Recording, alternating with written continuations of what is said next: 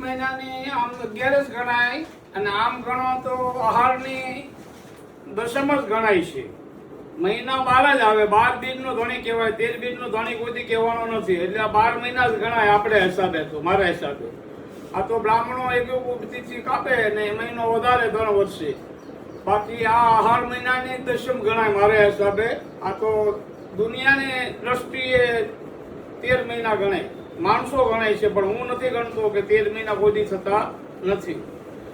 12 બીજનો જ ધણી ગણાય. 13 બીજનો ધણી કે કોઈથી કહેવાનો જિંદગીમાં, એટલે 12 બીજનો જ ધણી કહેવાય. એટલે કાલે 11 છે, 11 તો આમ વહી ગઈ છે. આહાર મહિનાની 11 ગણાય, પણ કાલ મોટામાં મોટી 11 ગણાય મારા શાસ્ત્ર પ્રમાણે. 12 મહિનાની અંદર 24 11 આવે, 24. એમાં મોટામાં મોટી 11 કાલે ભીમ 11 છે. 5 પાંડવો હતા, એની અંદર બધા 11 કરતા હતા, ભીમ 11 કરતો નહોતો. અને એને ખૂબ ભૂખ લાગતી, ખાધા વિના હાલતું નહીં, બાંધવા વગર હાલતું નહીં. એ જ ધંધો એનો, બાંધવાનો, ખાવાનો, પીવાનો. એમ કરતા કરતા બધા પછી ગુરુ પાસે ગયો. ગુરુએ જ્ઞાન આપ્યું કે એક વખત તું 11 કર, 24 કલાક પાણી બી નહીં પીવાનું, જળ નહીં લેવાનું, શિવને અર્પણ કરી દે. નીર 11 કહેવાય. એટલે હંમેશ માટે કાલની 11 ભીમ 11 ભીમે કરી હતી અને એને મોક્ષની પ્રાપ્તિ જ થઈ. અને ભગવાન તરત દર્શન આપ્યા હતા શિવે, ભગવાને તમામ કોટી દેવોએ. એટલે કહેવાનો મિનિંગ એ છે કે કાલ મોટામાં મોટી 11 કોઈ બી કરે એના માટે કાલ મોક્ષની પ્રાપ્તિ થાય. 12 મહિનાની અંદર મોટામાં મોટી 11 એટલે ભીમ 11 કહેવાની. એટલે કાલ મોટામાં મોટી 11 છે ભીમ 11. એક દિવસ ભગવાનને તમે આપો 12 મહિનામાં અને એક જ 11 કરો તો તમને લાઈફ ટકનું 12 24 11 કરતાનું ફળ પ્રાપ્તિ થઈ જાય. એક જ 11માં મોક્ષ મળે એટલી તાકાત છે. આ મારો ખાસ તમને અણભક્તો બધાને કહેવાનું છે. એટલે ભીમ 11 આવે છે. ભીમ 11 ના દિવસે બેનો દીકરીઓ મળવા આવે, વહુ મળવા જાય, બેનો દીકરીઓ મળવા આવે, એટલે કહેવાનું છે ભીમ 11. એટલે કાલ મોટામાં મોટી 11 છે. જેની ઈચ્છા હોય, ભાવના હોય, શ્રદ્ધા હોય ઈશ્વર ઉપર, કૃષ્ણ ઉપર, તો લક્ષ્મી મા ઉપર, લક્ષ્મી માની ખૂબ કૃપા થાય, સારું ધન આવે, સારી પ્રાપ્તિ થાય. કાલ મોટામાં મોટી 11 છે. જેની ઈચ્છા હોય એ કરી શકે, નો ઈચ્છા હોય તો ભગવાનને હાથ વાર નમન કરે ને પગે લાગે. આ તમને હું અત્યારે કથા આપું છું એક બ્રાહ્મણ સાધુની, પાંડવ શાસ્ત્રીની. પાંડવ શાસ્ત્રી વિઠ્ઠલ વિઠ્ઠલ વિઠ્ઠલ વિઠ્ઠલ વિઠ્ઠલ કરતા હતા. અને ત્યારે બાદશાહનું રાજ હાલતું અને દિલ્હીની અંદર, ને એની ભક્તિ બહુ વધી ગઈ હતી. ને એને કહેવડાવ્યું કે અહીંયા આવો તમે. અહીંયા દિલ્હી બોલાવ્યા અને એની સામે ગાયને કાપી નાખી બાદશાહે. કે આ ગાયને તમે જીવતી કરો તો હું તમને માનું, નકર તમને હું ફાંસીની સજા આપીશ. એમ કરીને કે કોઈ વાંધો નહીં. 3 દિવસ કાળાગાળમાં નાખી દીધા. ભગવાને વિઠ્ઠલ વિઠ્ઠલ વિઠ્ઠલ 3 દિવસ થયા અને બારા કાઢ્યા કે ગાય હજી જીવતી થઈ નથી. ખાલી 2 જ મિનિટ ભગવાનનું સ્મરણ કર્યું. ગાયના પગ હલ્યા, ગાય ઊભી થઈ ગઈ, દોડીને ઊભો થઈને એની વાસળો હતો એને ધોવડાવવા મળી. અને રાજાની પાઘડી પડી ગઈ બાદશાહની, અને પગમાં પડી ગયો આખો દરબાર, આખો મુસલમાનો બધાય. એટલે માં ભગવાન છે, સાધુ છે, એ ધારી તે કરી શકે, પણ એનામાં સત હોય તો થાય, નકર ન થાય. એટલે અણભક્તો મુસલમાનની મારી કહેવાનું છે કે તમે હારા સમજી જાઓ. બધાય 18 રન થઈ એક થઈને જો ભગવાન એક જ છે. ઈશ્વરે અલ્લાહ પેરો નામ સબકો દે સંપત્તિ. ભગવાન બધા ઈશ્વર હરકત છે. પુરાણમાં જેમ લખેલું છે, ગીતામાં જેમ લખેલું છે, શાસ્ત્રમાં જેમ લખેલું છે એમ પુરાણમાં લખેલું છે. એટલે બધું અભિમાન છોડી ગયો. આ ધર્મ છે, આ ધર્મ છે, એક જ ધર્મ છે, સત્યમ શિવમ સનાતન ધર્મ. બીજો આ દુનિયામાં કોઈ ધર્મ નથી. અણભક્તો સમજી લેજો. શિવ સમાન કોઈ મોટો દાતા નથી ને કોઈ થશે બી નહીં. હંમેશ માટે કહેતો આવું છું ને કહું છું, જો શિવની ઠેર જે સડ્યા તેથી મરી ગયા સમજી લેજો.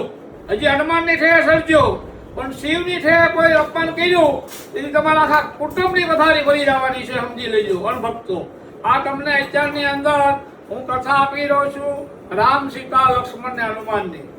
રાવણને મારીને ઘરે આવતા હતા ત્યારે હનુમાનને એમ થયું કે મારી માને મારે મળવું છે. એમ કરીને વિમાન, પુષ્પ વિમાન પાછું વાળ્યું અને હનુમાનને ઘરે એની માની પાસે ગયા. એની મા રાજી થઈ ગઈ અને એની માએ રસોઈ બનાવી ફર્સ્ટ ક્લાસ. અને બધાને જમતી વખતે પૂછ્યું હનુમાનને કે બેટા તે હું સેવા કરી ભગવાનની, કે જડીબુટી લાવી, દરિયો બાંધ્યો, રાવણને માર્યો રામે, બધી સેવા કરી. પછી ખાઈ લીધું, પછી એની માં ગુસ્સે બહુ આવી ગયા અંજલિ કે તું હતો, હનુમાન હતો અને રામને યુદ્ધ કરવું પડે, દરિયો બાંધવો પડે એમ કરીને અંજલિ બહુ ખીજાઈ ગઈ. અને લક્ષ્મણને એમ થયું કે આ હારી એટલી બધી કેમ ખીજાય છે, એમ કરી અને બહાર લઈ ગયા બધાને. અને મોટો પહાડ હતો ડુંગરો, એની ઉપર એના તનનું ટીપું દૂધનું પાડ્યું. ખાલી એક જ ટીપું પાડ્યું દૂધનું કે આ ડુંગરો ફાટી ગયો. પછી હનુમાનને એમ કીધું કે જો આ મારા દૂધથી એક ટીપાથી ડુંગરો ફાટી જતો હોય તો મારા દૂધમાં હું તારીમાં તાકાત નહીં હોય. પછી રામે એને સમજાવ્યા કે માં અંજલિ એ મારી મર્યાદા રાખતા હતા, બધું હનુમાન દાદા કરી શકતા હતા, એ મારો ભગત હતો એટલે મારી મર્યાદા રાખીને એ કામ કરી, મારી મર્યાદા ઓળંગી નથી. એમ કરીને અંજલિમાં રોવા મળ્યા કે વાહ મારો હનુમાન વાહ, એટલો બધો મર્યાદા પુરુષ થઈ ગયો મારો હનુમાનની થઈ. પછી અંજલિમાં રોવા મળ્યા અને આશીર્વાદ આપ્યા કે આજથી હું તને સોંપી દઉં છું રામને, તું હવે મને મળવા આવતો નહીં, તું રામની ભેગો રહેજે અને રામની સેવા કરજે. એ મારો હનુમાન દાદો, એ મારો હનુમાન કેસરી નંદન હંમેશ માટે એને અમર વરદાન છે, બધા સાધુનું વરદાન છે, એ ખાસ ધ્યાન રાખજો અણભક્તો. પછી એક રાજા હતો અને હનુમાનનો ભગત હતો, બહુ ભગત હતો, હનુમાનનો બહુ ભગત હતો. ને એના માણસોએ 4-5 જણાને બહુ ઈર્ષા આવી ગઈ, એના ગુરખોને બધાને મંત્રીને કે હારો હનુમાન ભક્ત છે બહુ, અને બધાને બહુ પ્રખ્યાત થઈ ગયો છે. એમ કરી અને એના દાગીના એની રાણીના સોડાવીને એ આ જે ભગત હતો જ્યાં નાખ્યા રાતના, અને રાજાએ તપાસ કરાવી તો એની ઘેરથી દાગીના નીકળ્યા. અને દગો હતો, ચોરી એ નહોતી કરી પણ આને મટાવવું છે એમ કરીને રાજાએ એને કાળગાડીમાં નાખી દીધો કે હવે તારે ફાંસીની સજા મળશે, સબૂત બધું તારી ત્યાંથી નીકળ્યું છે. એમ કરી અને ફાંસીને હોડીએ ચડાવવા આખું ગામ જોવા એવું દરબારો અને ફાંસીએ ચડાવવા હનુમાનના ભક્તને કે તારી શી હું ઈચ્છા છે છેલ્લી બોલ, કે મારી ઈચ્છા છે હનુમાન ચાલીસા કરવાની, બસ બીજી કોઈ ઈચ્છા નથી. હસતે મોઢે હનુમાન ચાલીસા ચાલુ કર્યા અને રાજા બેઠો હતો ખુરશી ઉપર દરબારની અંદર. ક્યાં એક વાંદરો આવ્યો અને રાજાને પકડી લીધો, અને વાંદરાએ રાજાને પાડી દીધો, આખા દરબારને પાડી દીધા બધાને. રાજા પગમાં પડી ગયો, એને ફાંસી ન આપી અને સબૂત આપ્યું સાથે કે આ તારા 4 માણસો આ ચીઠી એને આ લોકોએ મૂકેલા હતા. એમ કરી અને એને પીગે લાગ્યો, હનુમાન ભગતને છોડી દીધો, અને ઓલા ખોટાડા હતા એને જેલમાં નાખ્યા. એટલે સત્યનો જ વિજય થાય, સત્ય કરો તો ત્યાં ભગવાન તમારા લાદ રાખે જ છે અને ભગવાન આવી જ બી જાય છે. હનુમાન દાદા કે ગણપતિ કે કૃષ્ણ કે કોટી દેવો કયો, બધા ભગવાન પ્રાપ્તિ થાય ને થાય. પણ તમને અણભક્તો વિશ્વાસ નથી, તમે 3 કલાક પિક્ચરમાં બેસશો પણ 20 મિનિટ ભગવાનનું નામ લઈ નહીં શકો.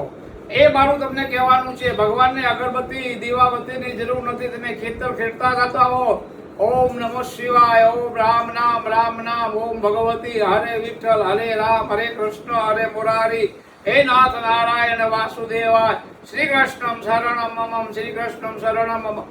હાલતા જાઓ, નામ લેતા જાઓ, ઘરનું કામ કરતા જાઓ, નામ લેતા જાઓ. ભગવાનની બેહીન ભક્તિ કરવી ભગવાને નથી કીધું, ભગવાન તમારી સાથે જ છે, પણ કામ કરતા જાઓ, ભગવાનના નામ લેતા જાઓ. નાસ્તિક ન થાઓ, ભગવાનની સામે વિશ્વાસ રાખો કે ભગવાન છે તો આપણે હાલની છીએ, ચાલની છીએ, બોલની છીએ. ભગવાને આપણે 2 આંખ આપી, 2 હાથ આપ્યા, 2 પગ આપ્યા, શરીર આવવું આવ્યું, બુદ્ધિ આપી. પછી ભગવાને તમને શું ન આપ્યું? હું નથી આપ્યું, ભગવાને બધું આપ્યું છે, પણ તમને રહેતા આવડે તો. હે કર્મને સંગાતે હેરાના મારું કોઈ નથી. કર્મ પ્રધાન છે, જેવું કર્મ કરશો એવું જ ફળ મળશે. ઓમ નમો નારાયણ, જય સિયા રામ.